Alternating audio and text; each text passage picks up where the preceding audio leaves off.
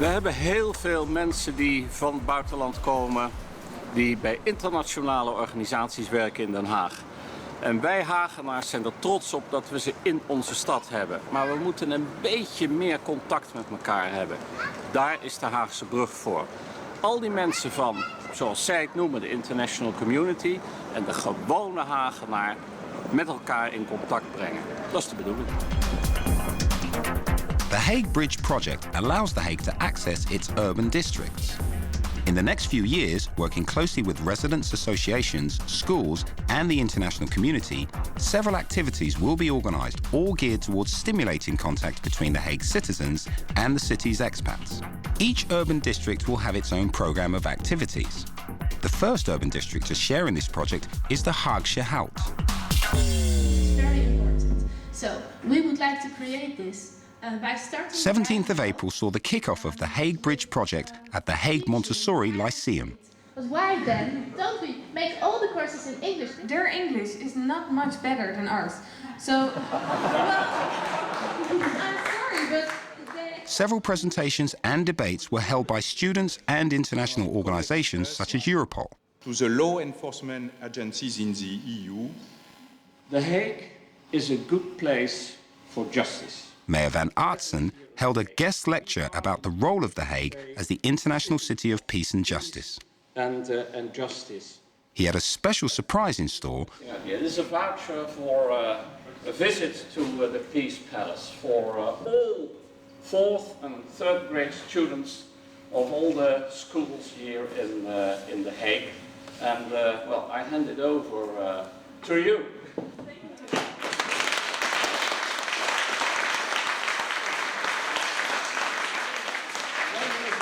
Maar dan heb jij het natuurlijk over Den Haag als internationale stad van vrede en recht. Another event was the opening of the movie My Kind of Town. Now, the movie entertainingly emphasizes the role of The Hague as the city of peace and justice. Dit is het Vreesplein. Hier zitten verschillende internationale instanties, zoals bijvoorbeeld het Internationaal Gerechtshof. The opportunity to ask questions was created during the post-meeting press conference. I'd like to hear what the practical steps are behind Haagse Brug. I think it's a fantastic project. I'd just like to know how it's going to work. I sit here for 2 hours, but I think I know so much more, and I think it's very important, yes. Again, there's so many things happening for the expat community, and I think it's important that they realise that.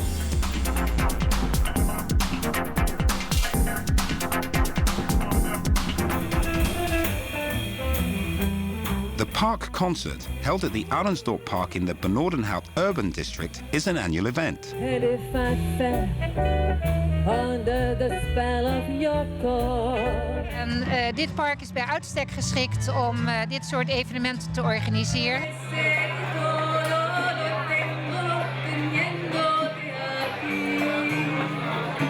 We hebben behalve muziek een poppenspeler en een goochelaar. Er is een klimmuur. Er zijn allerlei sportactiviteiten voor de kinderen. A party for the community is the perfect occasion to intensify contact between the urban district's permanent residents and the city's expats in a relaxed and cheerful environment.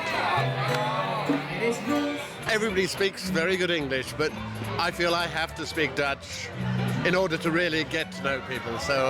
So it takes a while to learn Dutch. De expats die wisten dat dit feest er was, omdat er House aan House geflyerd is. En de flyers die waren in het Engels en in het Nederlands. We saw a poster in the local shops, and also we came last year and enjoyed it.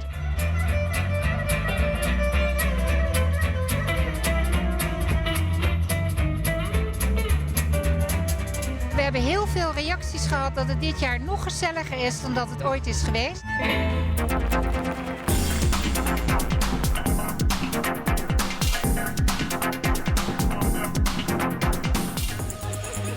The Hague has a special sound in Europe. On the day before European Elections Day, young people and members of the European Parliament visited downtown The Hague to encourage people to vote. They started in the Haagse Hout district, heading for Plein Square. Dames en heren, Hagenaars, natuurlijk van harte welkom hier op het plein in Den Haag. Niet alleen het hart van Den Haag, maar ook het hart van de lokale democratie. Maar waar gaat het nou internationaal over voor die Hagenaar? Nou, heel veel. Onder andere vanwege het feit dat we vanuit de Europese Unie heel veel middelen krijgen om te zorgen, geld dus, dat we die stad en met name de moeilijke wijken een beetje in de praat krijgen. En dat investeren we ook in die stad. The Hague counts a number of important organisations such as Europol and Eurojust, which again means welcoming many expats to our city. Nou, als je bruggen wilt slaan, dan is het vooral belangrijk dat mensen het idee hebben dat ze welkom zijn. En dat je laat weten dat mensen welkom zijn. Daarvoor hebben we in Den Haag het Hospitality Center met de Expat Desk. En daar geven we dan aan mensen het Welcome to the Hague program. Want zoals wij vaak zeggen, vaak is het zo dat als mensen hier naartoe komen, dan zijn het nog onbekenden. Maar als ze weggaan, hopen we dat het ambassadeurs zijn voor de stad. Dus in het Engels zeggen we dan, often we welcome a stranger, but we like to send home a friend.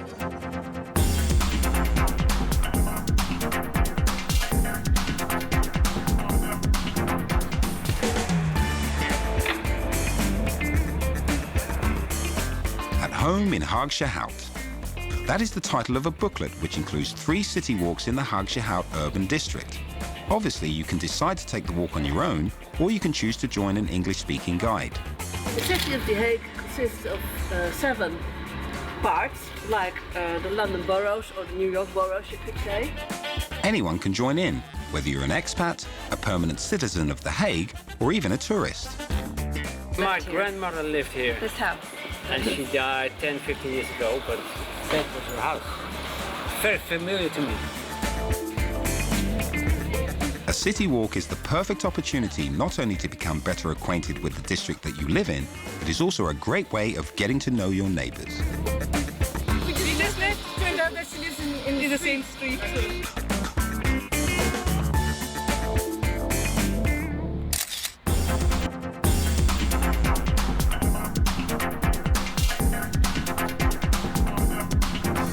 Haagse Hout.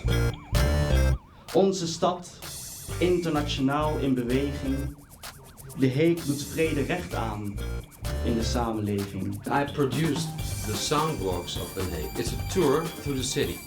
And you're guided not by a person, but by an iPod or an MP3 player. Follow the road until the intersection where you'll find a little square. The final meeting in the urban district was used to look back on and to analyse everything the first Hague Bridge has accomplished so far.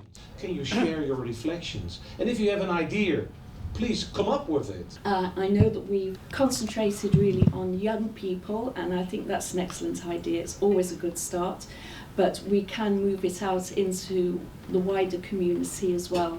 Not only knowing that we have an international justice court and international criminal court, but actually visiting the international courts and seeing it. There can be no doubt about this.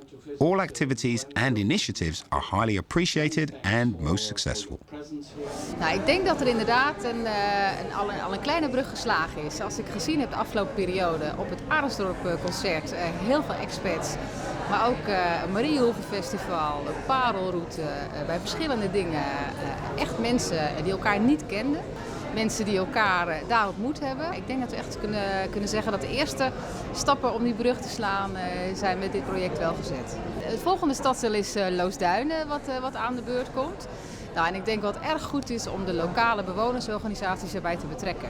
Die willen heel graag, die vinden dat echt ontzettend leuk. En ik denk dat dat ook de gouden tip is. It's knowing each other's cultures. That's what makes you do this, right? Because again, if it's why do you behave or react in that way, if you don't understand each other, that's where you miss. So I think the cultural side of things, the social side of things, understanding each other, that's the key.